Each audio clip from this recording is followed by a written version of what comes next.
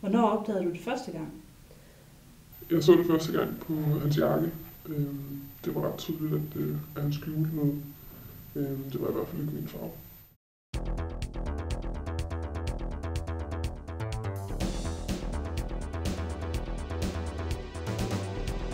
Hej skat. Men det er jo helt klart påvirket vores sexliv. Sidst på det har der slet ikke været noget hygge.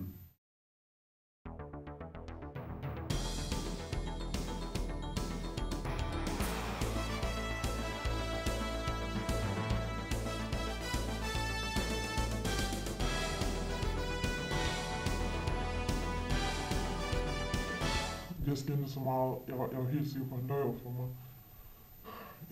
Jeg købte det i går, og der var ingenting tilbage nu. Jeg kan simpelthen ikke. Hvorfor er du lyver for mig? Hvorfor er du ikke bare kan være ærlig og sige, det er dig, der har taget det?